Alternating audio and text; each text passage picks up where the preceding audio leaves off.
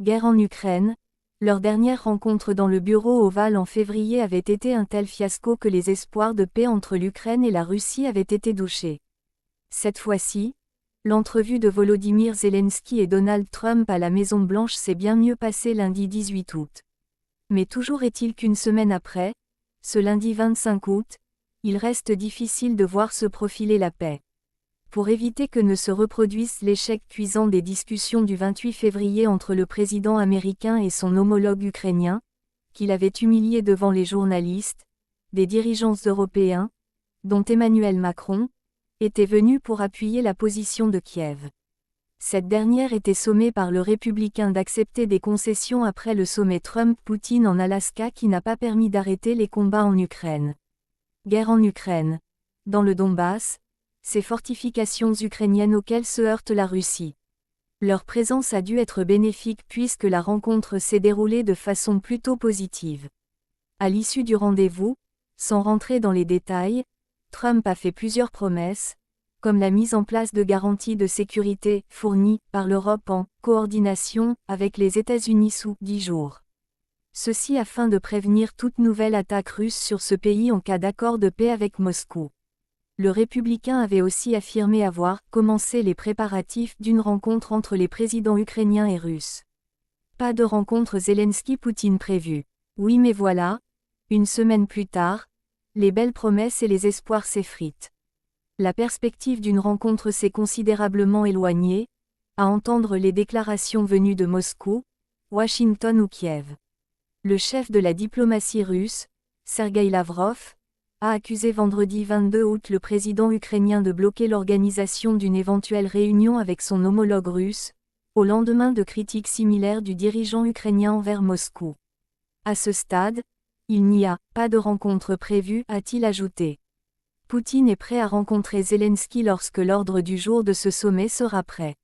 Et cet ordre du jour n'est absolument pas prêt, a-t-il déclaré dans une interview à la chaîne américaine NBC. Quant à Donald Trump, il est désormais bien moins affirmatif. Nous allons voir si Poutine et Zelensky vont travailler ensemble. Vous savez, c'est un peu comme l'huile et le vinaigre.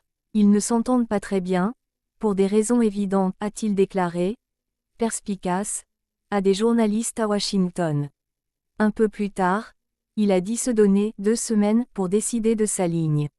Ce sera une décision très importante, et soit ce seront des sanctions ou des droits de douane massifs ou les deux, ou soit nous ne ferons rien, a-t-il déclaré. Dimanche, Zelensky a encore plaidé avec vigueur pour une rencontre avec Poutine, mais Moscou lui a reproché son insistance, dénonçant un entêtement. L'armée russe enchaîne les prises en Ukraine.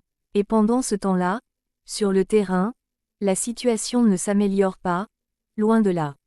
La Russie a lancé dans la nuit de mercredi à jeudi une attaque massive sur l'Ukraine, utilisant 574 drones et 40 missiles, selon l'armée de l'air ukrainienne, un nombre record depuis la mi-juillet.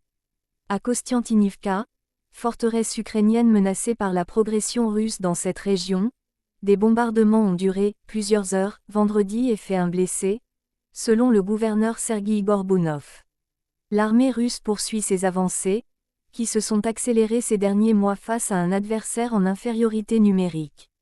Elle a revendiqué vendredi la prise de 3 nouvelles localités dans la région de Donetsk, où se concentre l'essentiel des combats, puis 2 autres.